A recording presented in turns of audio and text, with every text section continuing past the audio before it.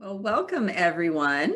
I see those trickling into the webinar, so I'll just make some brief introductions while we're waiting for everyone to arrive. Thank you everyone for joining us. And I can't believe it's December already, so I'm sure there's many of you that are feeling the same sentiment. And I hope everybody had a nice Thanksgiving and was able to spend time with family and friends in a safe way. So it's exciting to be here today. I do want to remind everyone that the postings for our upcoming webinar live on our website, and we do have 2 webinars planned for December and also 2 for the month of January. So, and actually the entire spring lineup for 2022 is also online. So we invite everybody to take a look at that as we're preparing for the new year.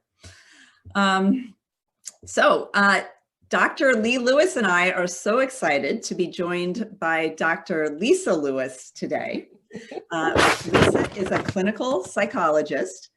She is also certified as an addictions counselor and has a passion for wellness and fitness. And she has been working as a psychotherapist for over 15 years and really facilitates change and self-improvement. So she works with athletes, with executives, and really with all types of clients who really want to improve their performance and their lifestyle. So how lucky are we to have her joining us today? So welcome, Lisa.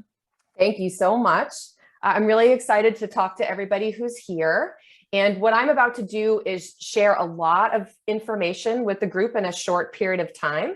And it might feel at times like drinking from a fire hose, but I just encourage you to take from it what fits with you and what's the most helpful, and to not worry about the rest. Also remember that this is going to be recorded, so you can go back to this at any time if there are pieces that feel like went by very quickly, but that you'd like to think more about. So I'm going to go ahead and share my screen.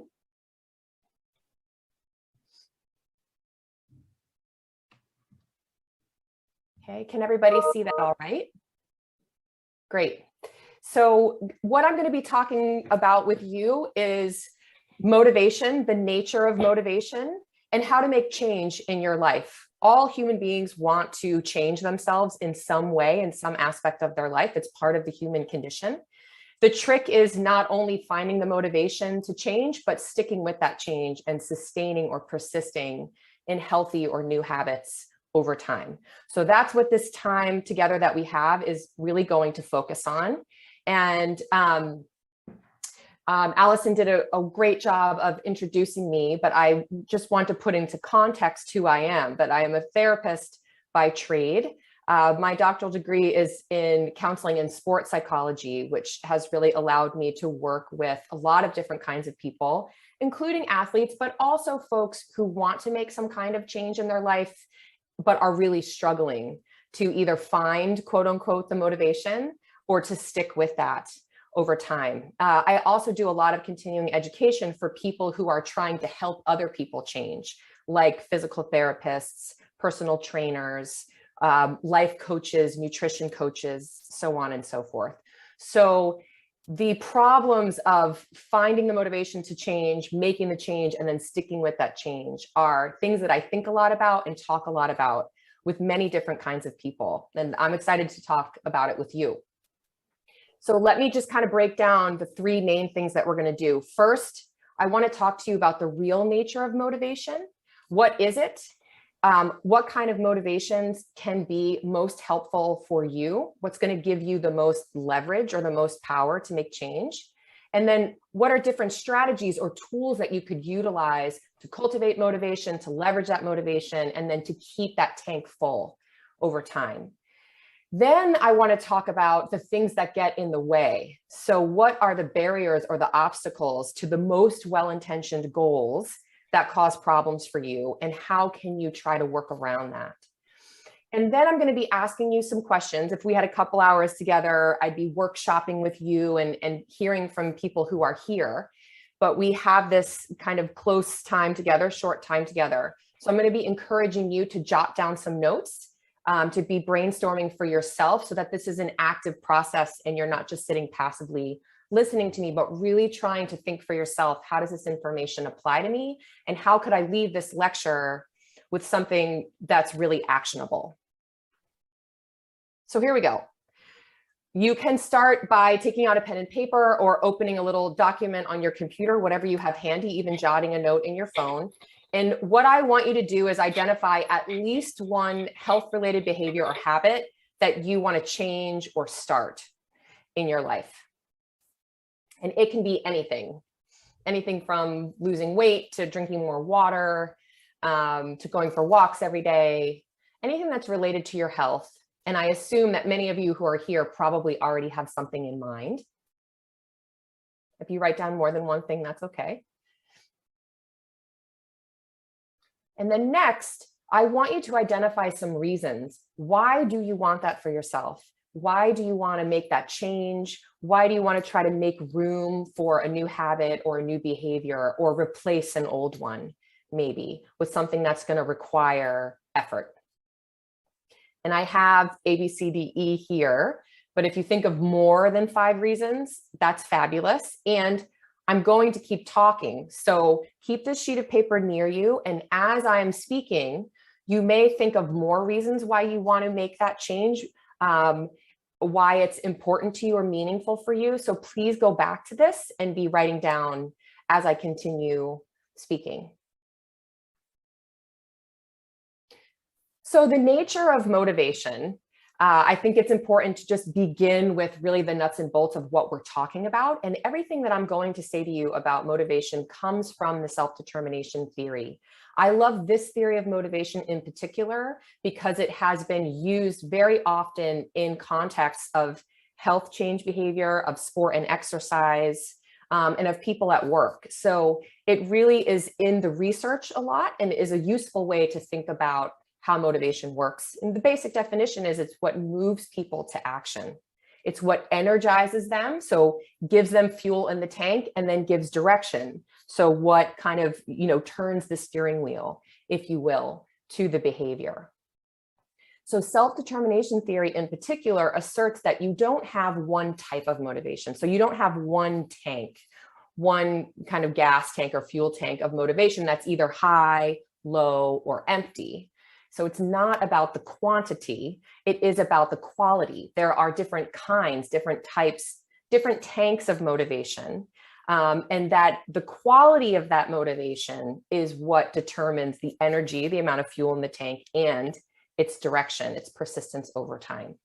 So this will be kind of the driest, nerdiest portion of the lecture, but I always include it because I think it's so important for you to do your own little assessment or inventory of the motives that are within you.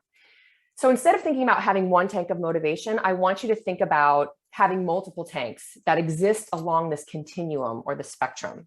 And at one end of the spectrum is A motivation, which is like not motivated at all. And if you're not motivated at all to make a change or improve your health, you are not on this webinar. So you're not here in the room. There may be other things in your life that you're A motivated to change or do anything about, but not your health. If you and I are, in the same webinar right now. At the other end of the spectrum, we have intrinsic motivation, which I know most of you have probably heard of. This means that the motivation to do something comes only from the internal state that gets created when you do it.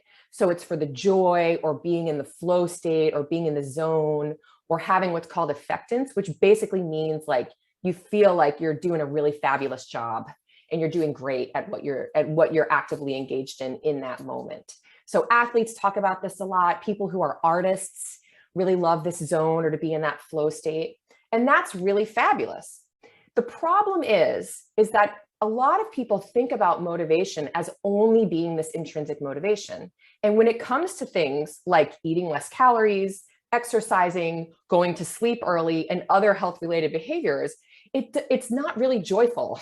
The internal state that gets created when you're in a caloric deficit is certainly, for most of us, not joyful and does not bring about this sense of like meaningfulness and purposefulness and being in a flow state.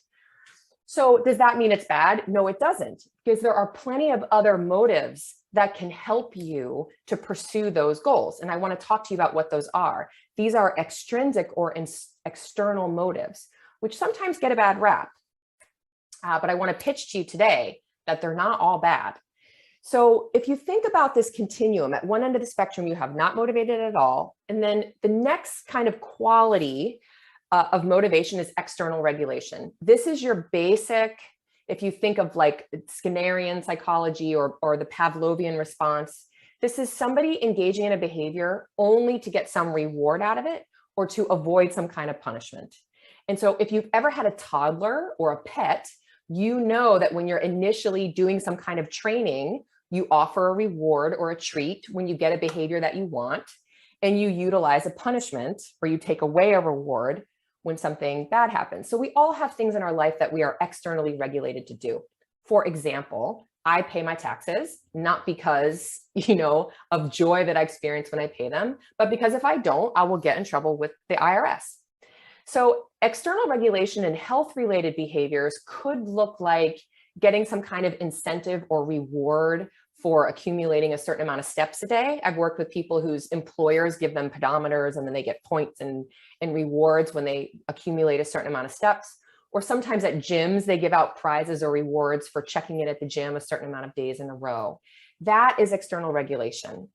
And sometimes people come to a health-related behavior decision or they want to make a change because of something external in the environment. So for example, I have met people over the years who will say, I really don't want to get fitter, but my spouse is like, you got to do something. You've got to get in there and see a coach or you've got to see a dietitian. So they're being pushed or pressured externally. Okay. So now think about a little bit more internal, less external type of motivation is introjected regulation. And it sounds complicated, but basically what it means is it's kind of internal, but it's kind of pressure. And what this looks like is when somebody exercises or they go on a diet or they do a behavior because they'll feel guilty if they don't, or they feel ashamed and they want to get away from that shame, or because when they do the behavior, they feel proud.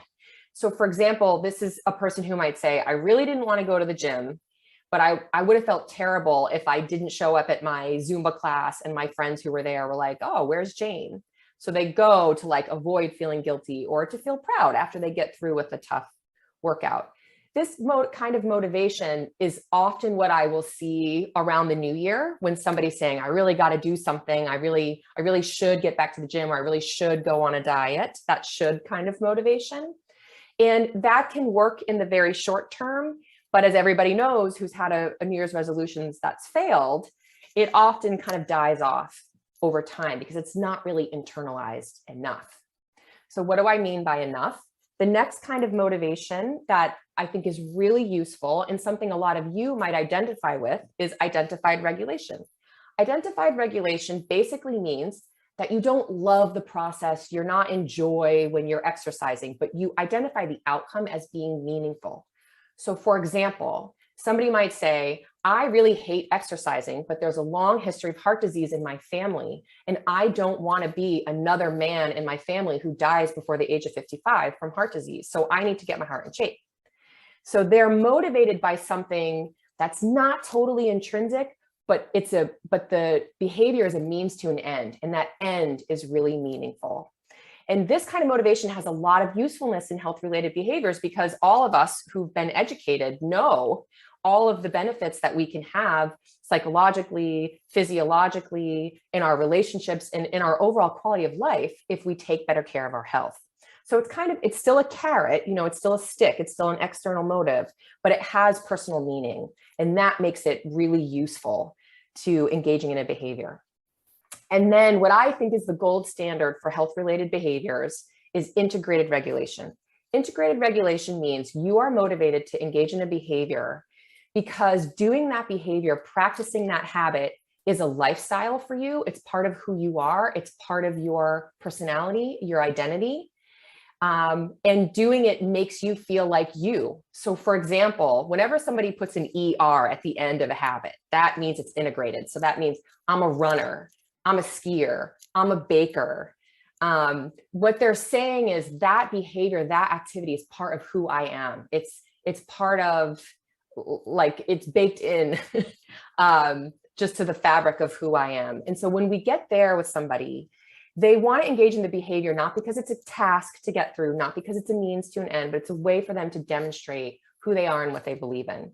So even though, training for a marathon or engaging in a Tough Mudder or doing some other kind of challenge might not be joyful all the way through the process, being a part of that process and training for that event makes them feel like they're demonstrating part of who they are. And if we can get people like you who are listening and other folks in the United States more integrated with health-related behaviors, what we get is sustainability over time. That motivation is much more internal than, say, getting a prize or getting a reward. And so at the bottom of the screen, what you see is what determines where your motivation falls on the spectrum is how much autonomy you feel in making the choice.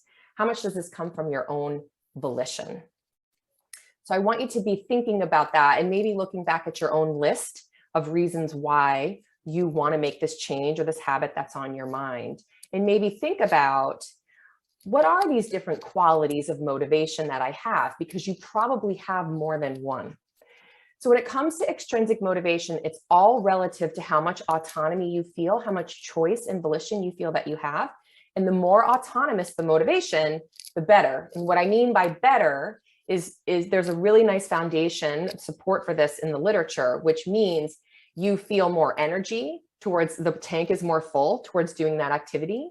You have better affect, you feel more in the mood to do that behavior, and you have better cognition, which means your thoughts about it are more positive and they're less like, oh, here we go, I got to drag myself again to the treadmill, and more like, yeah, I can't wait to get after this, and get X result or feel XYZ about myself after I engage in this behavior.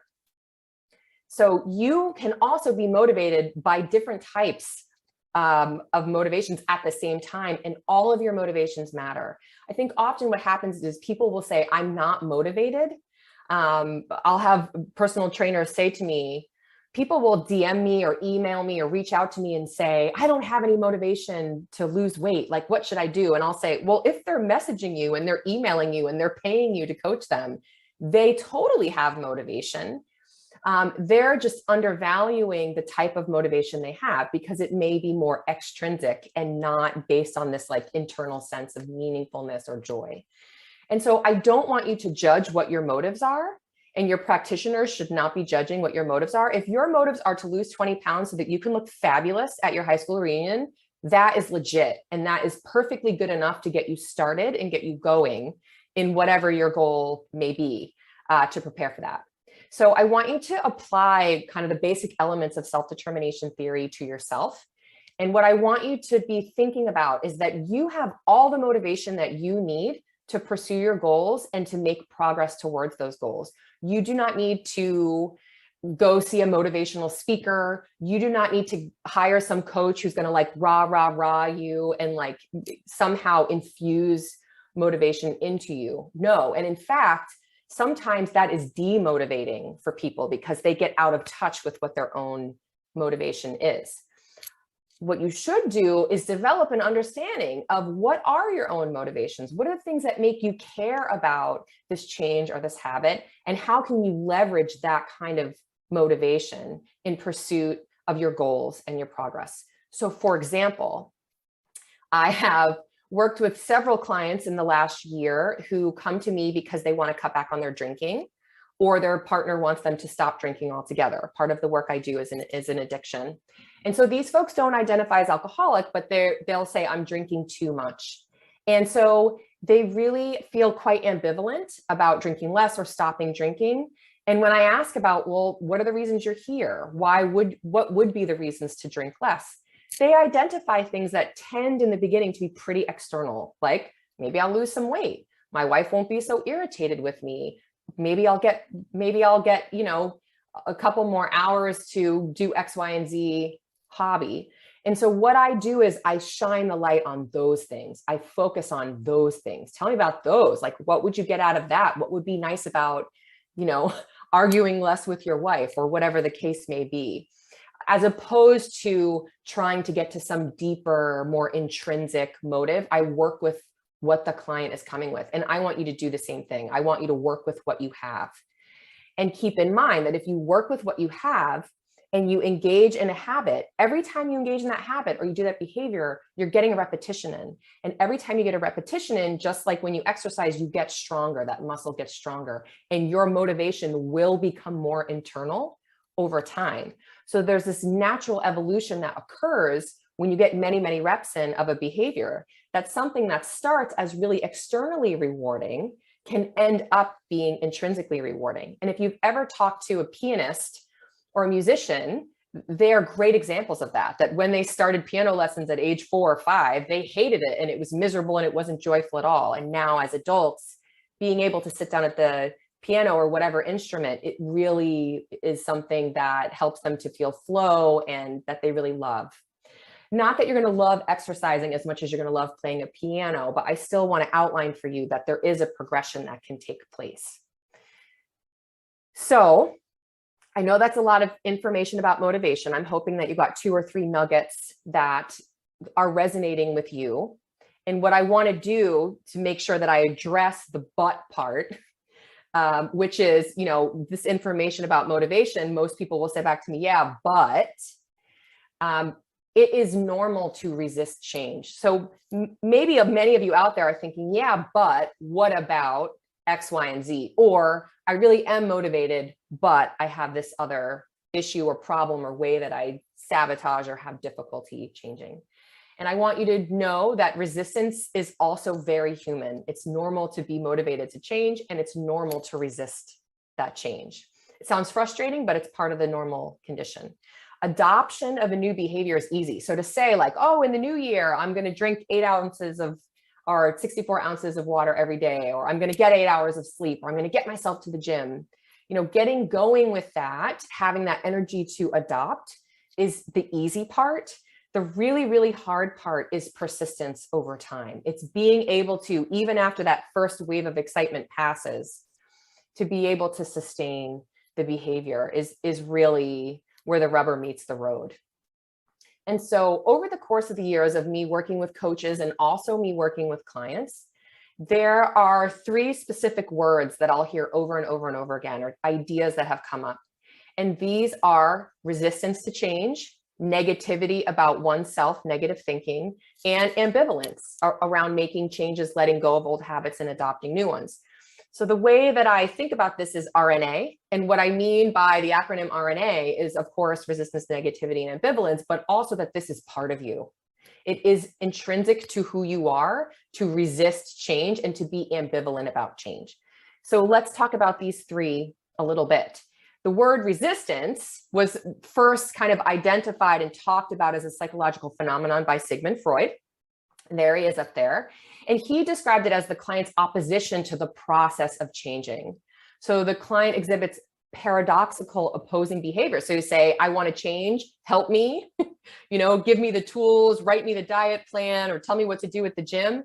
And then they push back and say, I can't eat that, or I don't have time to go to the gym. Or so there's a push-pull that Freud said, it's just part of the jam of changing. And examples of this are, people being perfectionistic and saying, I followed the nutrition plan for 5 days, but then on Saturday I ate way, way, way too much, or on Thanksgiving, and now it's shot, so I give up. Or criticizing oneself, questioning recommendations or pushing back against providers or people helpers, and not being able to accept positive feedback.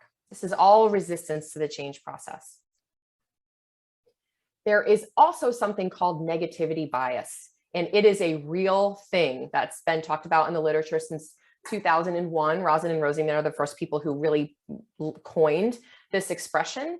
But basically what it means is that human beings have a tendency to be more stuck to negative people, places, things, thoughts, and experiences than they will be to positive experiences and stimuli. So if you get one compliment and you get one criticism, that criticism is loaded. It's going to be way more sticky to your memory. It's going to impact you way more powerfully than something positive.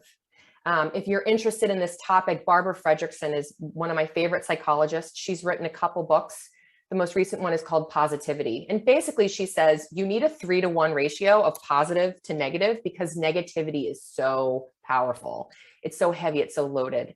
So everybody out there listening, the reason I'm taking time to talk about this is because when you have a setback, when you lose 5 pounds and then gain 2, or when you experience, 2 steps forward, 1 step back, or get a negative criticism, that is going to be loaded. It's going to feel harder and bigger and heavier, or might make your goal feel more impossible, when in fact, it may not be. It may just be that negativity is weighing you down. And one of the reasons why it's important to know this is that it's important to be on the lookout for positive, to be seeking out the good, because often that's invisible to us, or we don't notice positive changes that we've been able to make. So there are categories of negative thinking, and this could be a whole webinar in and of itself. So I'm just going to briefly describe some concepts from cognitive behavioral therapy. David Burns wrote a book called The Feeling Good Handbook, if you're curious about this. And he describes things you're familiar with, like black and white or all or nothing thinking. Filtering, which means filtering out all the good stuff and all the things that are going well and focusing on all the negative things. Overgeneralization or arbitrary inference, which basically means you take one little thing that's gone wrong, or that is negative, or that is bad, and you use that as an example to say that everything is bad or everything is terrible. It's like, if you've ever spent time around teenagers, they could walk into a room of 100 people, like say a cafeteria, and if they're walking with their tray and everybody's doing their thing, and there's one person who looks up at them weird and shoots a weird look, they might think, oh my God, I look so stupid. I look like an idiot. Everybody thinks, something negative about me because of this one look, or that person might have had something in their eye. It's arbitrary. So sometimes we get really stuck to things, just one little shred of data. Catastrophizing means once one thing happens, boom, the whole world is ending. I see that happen a lot with people who have weight loss as a goal. If they have one setback, or Thanksgiving, for example, happens, they catastrophize that and say, I'll never be able to make change because I couldn't hang in there, through the 8 kinds of pies that were on the table. Emotional reasoning means confusing feelings for thoughts. So this means people will sometimes express that they had a setback, or right now I'm working with a client who he's lost 10 pounds. His wife has gained 1 pound, even though they're doing the same exact program. And the wife is so frustrated. And she's like, I feel like a total failure. I feel like such a jerk for signing up for this. All these negative things about herself. And these things that she's saying are feelings. They're not facts. And in fact, I've said to her, is that a feeling or a fact? Because she's having emotions based on the experience, which are valid. The emotions are valid, but it doesn't mean that those feelings are facts. And sometimes we kind of get stuck in our feelings, and then we confuse that with what the facts are. There are more cognitive distortions than just these 5. I just wanted to choose some of the heavy hitters in the hopes that some of you out there might be like, oh yeah, I totally do that. And when you get into a rut of negative thinking, it's kind of like a snowball. It can be hard to get out of it, especially without any awareness. So if you have some awareness that you tend to be black or white, or you tend to catastrophize, it could help you to stop that train or stick the foot out from the snowball in order to get yourself back on track with clear, rational, objective thinking that is going to help you to pursue your goals. Oh, and shoulds. I forgot about shoulds. Shoulds are when people have thoughts that are negative. The original psychologist who came up with this phrase, his name was Albert Ellis, and he would refer to it as people shoulding on themselves. And this looks like, I should be a size 2. I should have lost 50 pounds by now. I should be more fit than I am. So these expectations or negative rules that we place upon ourselves that can cause us harm as opposed to help us pursue our goals. And then finally, ambivalence. Sometimes people think about ambivalence as being passive, and it is not passive. It is a very active state that takes a lot of energy. And it basically means that you experience feeling 2 ways at the same time. And it's a very uncomfortable feeling to be ambivalent. So it's basically saying, I want to change, but I don't want to change. Motivational interviewing in particular is a type of working with clients, a way to work with clients that asserts that coaches, doctors, people helpers focus on ambivalence and focus on resistance. So even though you might want to get away from your ambivalence, you know, like there's part of me that wants to be a runner and get really fit, and there's part of me who wants to sit on the couch and watch a lot of Netflix. And that can be uncomfortable to stay in that tense place. But actually, the way to help yourself change is to really hone in on that ambivalence, to recognize the resistance as the desire to change, and to use that resistance, that tension, that discomfort, that ambivalence as fuel for motivating change. So 3 steps to working with your own resistance, negativity, and ambivalence. Number 1, when you feel those kinds of ways, I want you to see if you can observe that and think, this is just data. This is information. The feelings I'm having, the thoughts I'm having, the pushback that I'm watching myself do right now. And think about it like a scientist. So when you're not being compliant, when you're being negative, when you're self-sabotaging or you're feeling really stuck or down, you can think to yourself, like, what is the function of me getting in my own way? So let's say, for example, you're trying to have weight loss and Monday through Thursday, you're doing fabulous. And every single Friday, you think, oh, well, maybe I'll treat myself, and you order a pizza and you end up eating most of it or all of it. And then you feel horrible the next day. And then you think, oh my gosh, I'll never get there. And you think terribly about yourself until Sunday evening, Monday morning. And then, you know, you're kind of filled up with energy and you say, okay, now I'm going to get back to it again. So when I have people talk to me about this kind of pattern, I'll ask them, like, I wonder what you get out of the pizza. Like, what does the pizza do for you? And at first they say nothing at all. That's the last thing I want to do or eat. And I say, well, there's got to be something, you know? And so they'll say something, well, it's kind of nice, just like relax at the end of the week. And like, my mom always used to make pizzas for us when we were little, and it was so like comforting and nurturing. And then I've had a few clients say, well, I have already lost a bunch of weight, and I start to feel weird. Like, what if I actually hit my goal weight? Like, what will I do then? And so in a way, eating the pizza kind of delays that uncertain experience. And some of you might be nodding your head like, oh, I totally get that. And other people might be like, what? But these are just some examples of the ways that you can think about the way you're thinking, feeling, and behaving, as opposed to just judging it, to actually reflect on what could be the function of this. And then secondly, can you review the evidence? Can you look at, when I self-sabotage or when I get in this rut of really negative thinking, what happens? So for example, I've worked with some people who, when they get really negative and they beat themselves up, they notice that the people around them or their coach or their spouse will really like puff them up with positive affirmation and with encouragement and with love and reinforcement, and they feed off that. So sometimes people will identify, like, when I start complaining and I be really mean to myself, people like are nice to me, and I get something out of that. And so if we can find a reason, if we can review the evidence and find a usefulness in that negativity, maybe we can find an alternative that would keep you from having to beat yourself up or sabotage yourself or just feel really stuck when you're really wanting to make a change.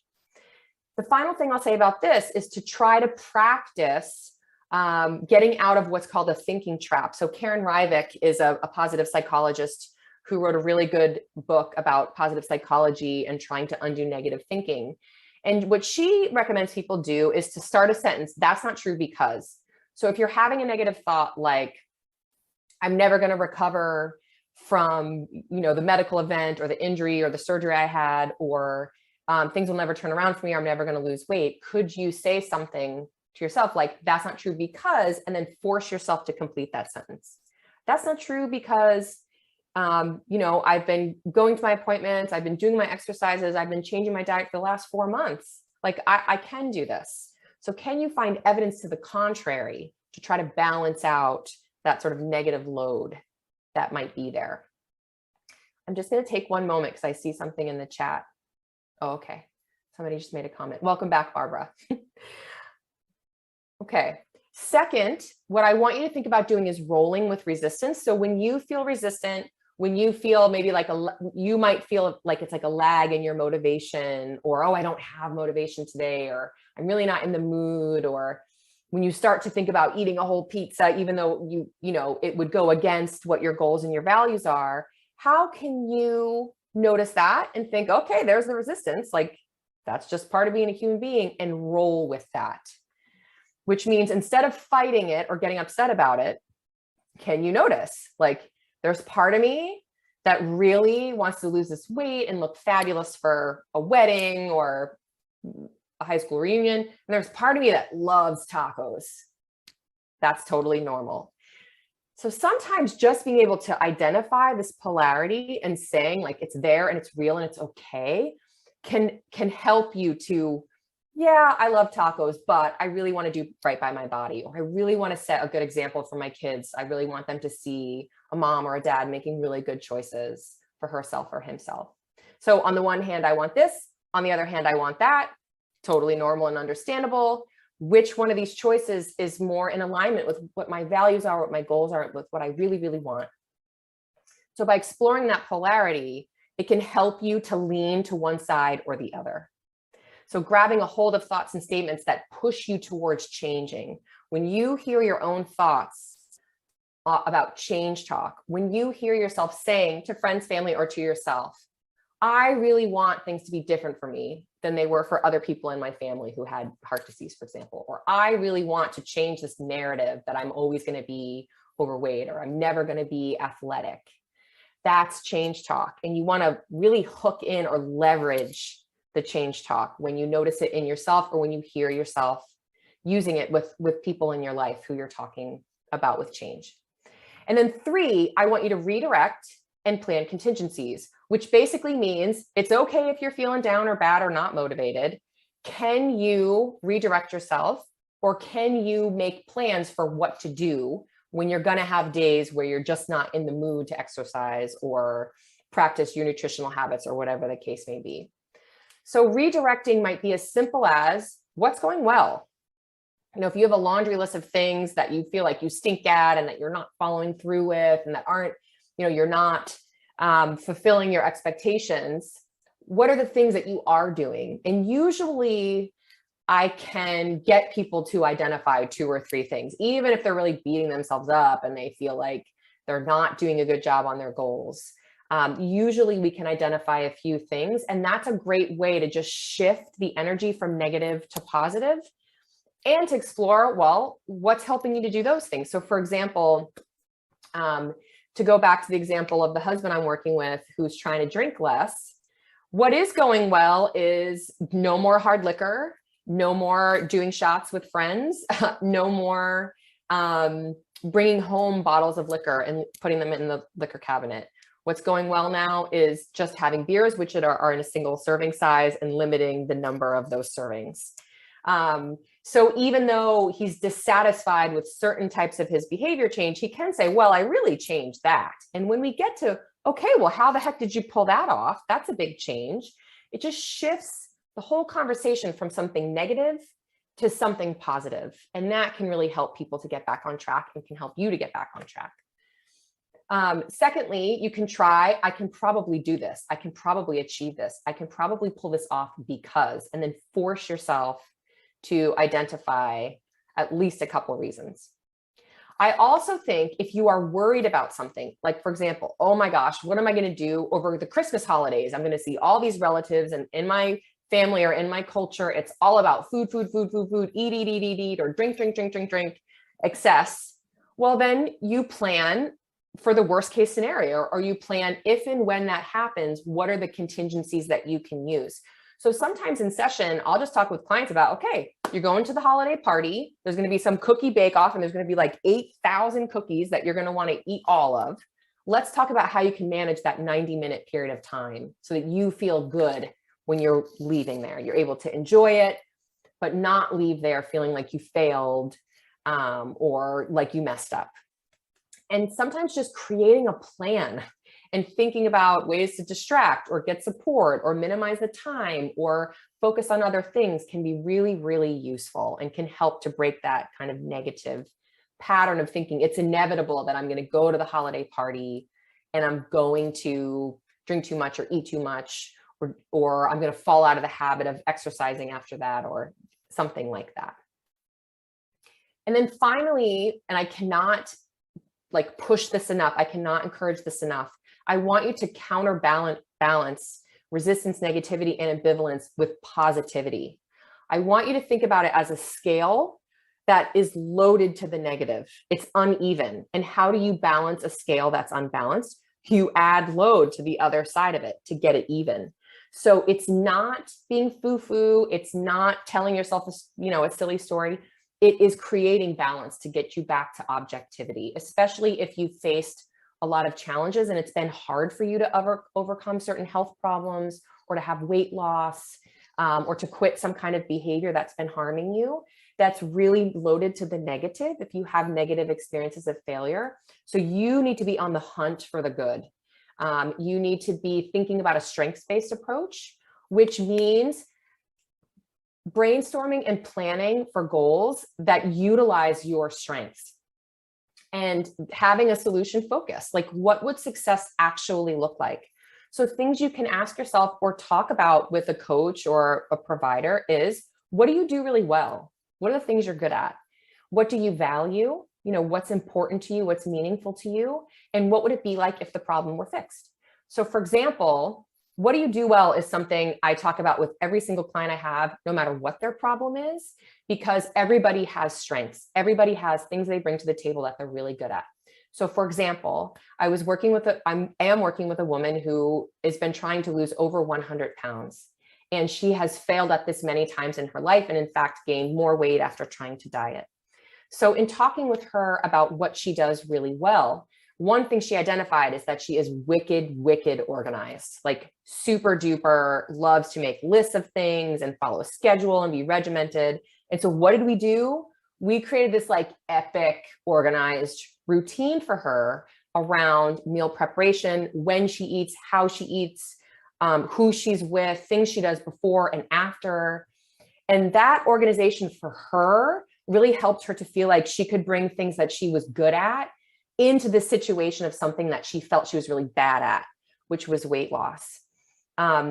When thinking about what you value, if you don't know what your core values are, it's useful to think about that. And probably if we were able to sit down one-to-one and have an interview, you might tell me something like, I really value my family, or being a role model for my kids, or being around for my grandkids, or I really value being a hard worker and being diligent or persistent, or I really value love and spirituality in my life. Whatever those values are, do you know what they are? And do you know how to leverage those and connect those to what your goals are?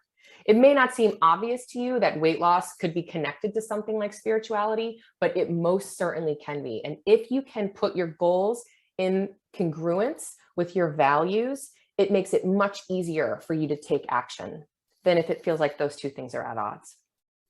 And then finally, I love to ask people, what would it be like if the problem were fixed? Like if I whipped out a magic wand from under my desk and I said, poof, whatever this issue is you're coming in for is now solved. What would your life look like? What would be different? What would be the same?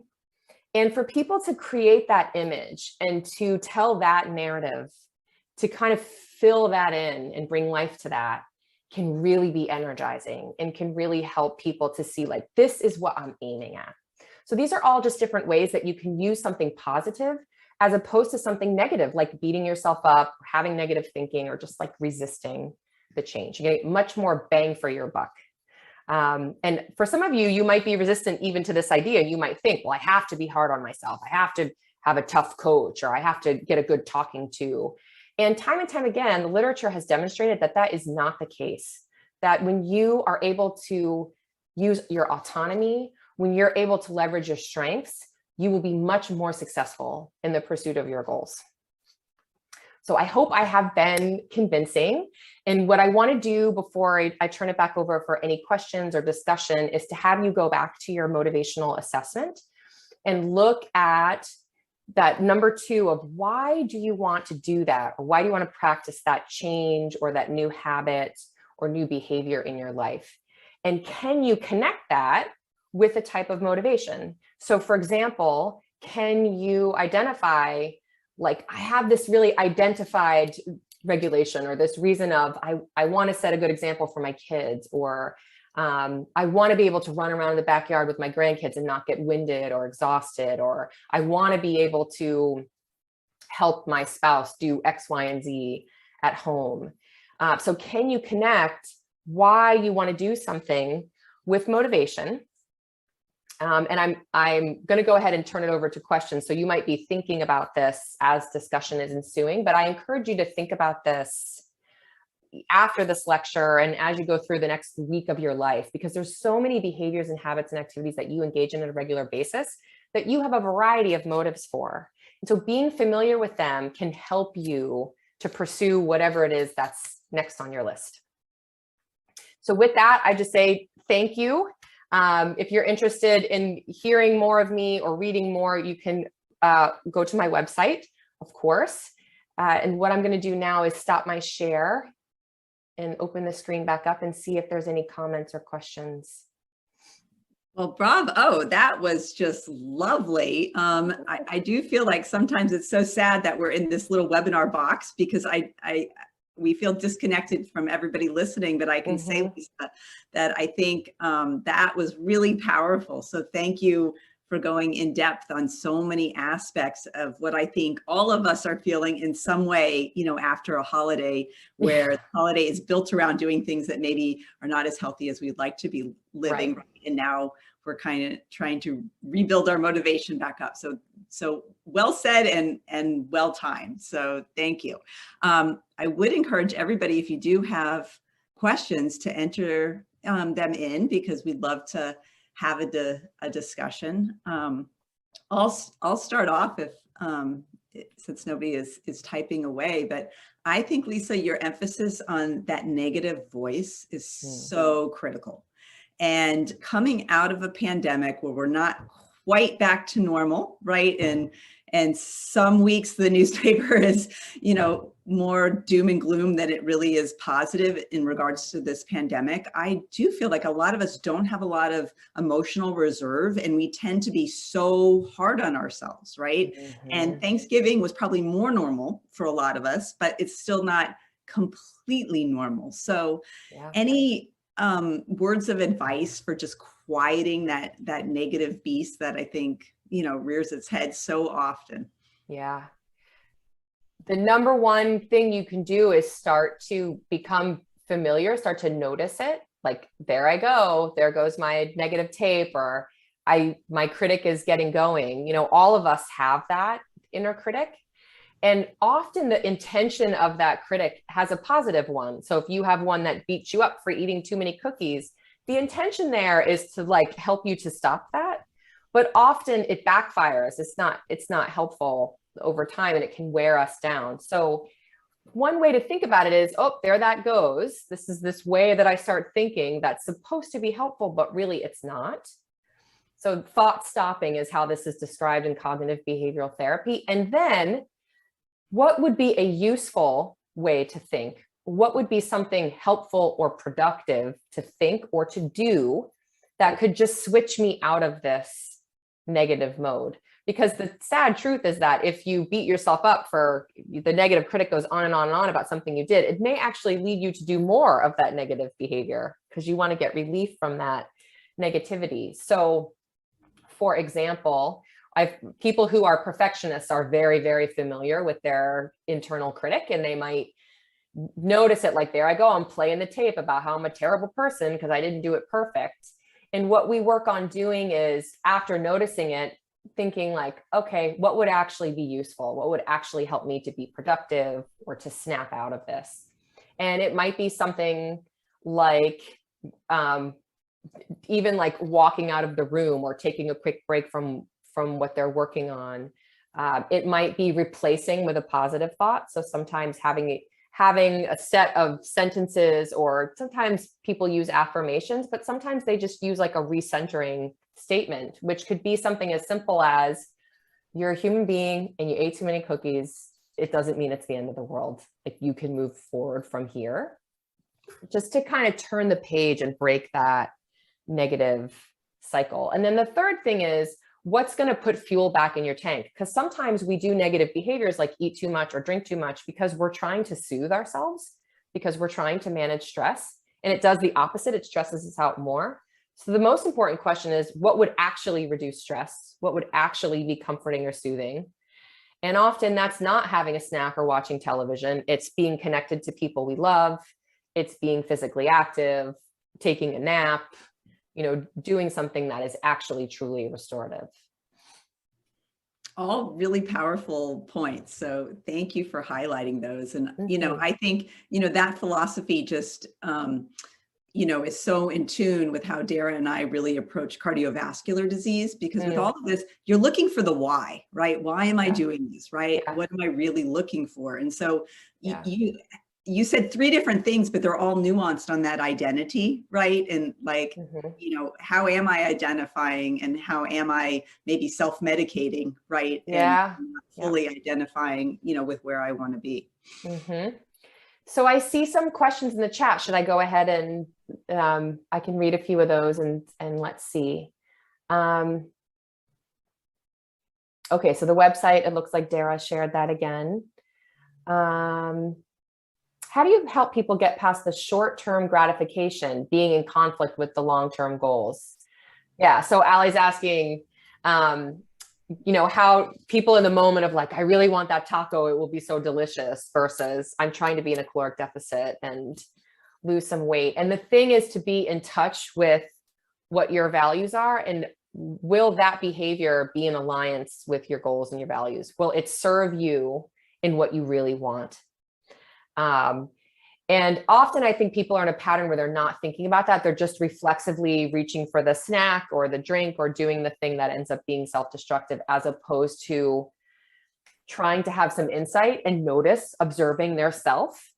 And so often what I will recommend for new people is, how much do you practice mindfulness? How often do you many times, especially when I work with athletes, they'll like roll their eyes at me and be like, oh my God, please don't tell me to meditate.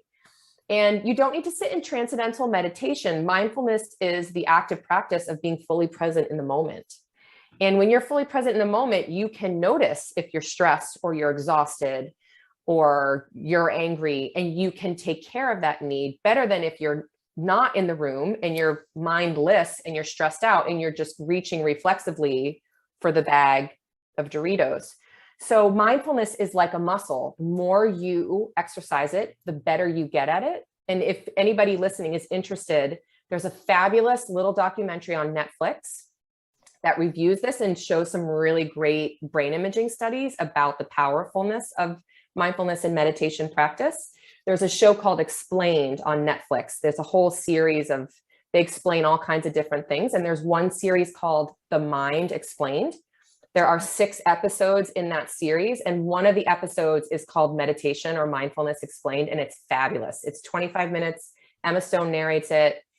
It's so, if you want convincing that mindfulness will be useful to you in many aspects of your life, I strongly encourage you to watch it and to recommend it also to others, because it's really compelling. And so, Allison, the long answer to the question is, the more that you can help somebody use that muscle to be present in the moment, the more they'll be able to intervene, on them doing something that goes against their goals and their values, and to actually act in accordance with them. And everything in our society pushes us away from mindfulness. It's about being on the phone, being in email, multitasking, all of those things are things we're good at or we do all the time, and we don't really practice just unitasking or doing one thing. So I think that's one way to get started with it. Oh, I see, Dr. Lewis, you're saying people can't raise their hands. Yeah, somebody had a question and raised their hand, but I would just, we can't call on you because of the webinar. The audience is in a separate bucket. So if people have a question, but I have a question, if I may. I have a question about this resisting change. And I had a patient, for example, who when he was a little boy, every night his father would come home from late night and they'd sit together and have cookies and milk. And 70 years later, he cannot give up the cookies and milk. And the resisting change is also giving up old habits, giving up things that have some meaning to you.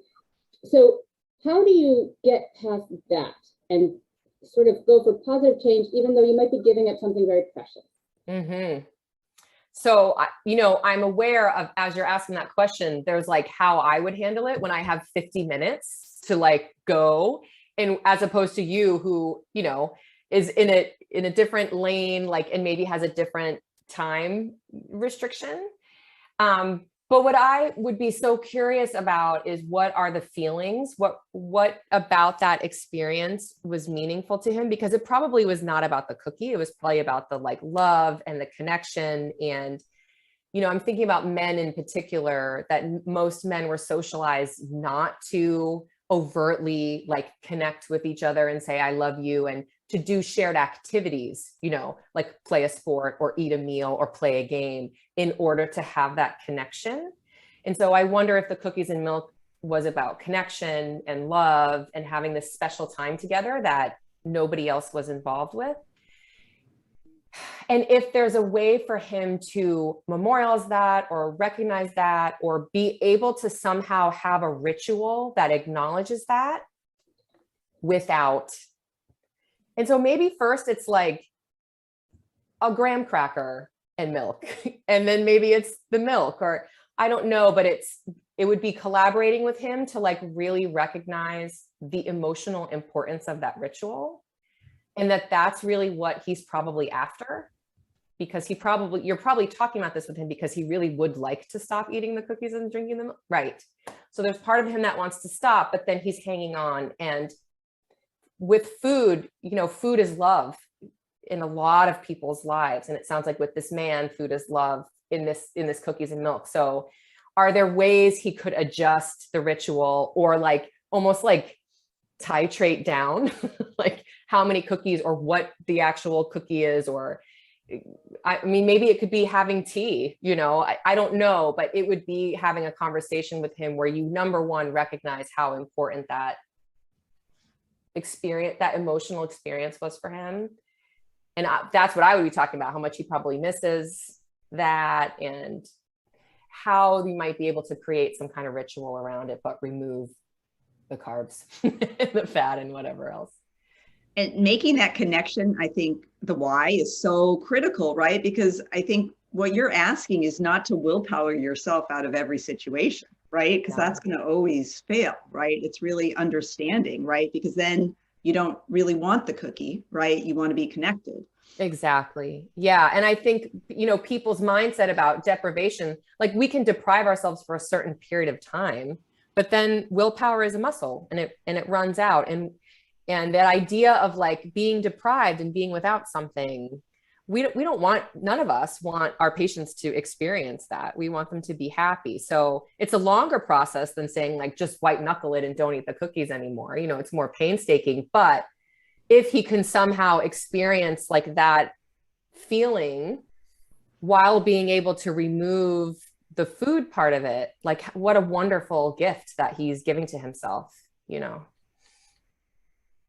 Absolutely. And there's a question in here that says, it seems like our want to change often rises from a need, right? So I think, that's what you're saying, right? We really have to do that deep dive, which I think some of the lists that you encourage us to do, right? Just to be so thoughtful about this, right? Instead of just active, maybe help us with that, because I think this is something that touches everybody, right? No matter how healthy you are, right?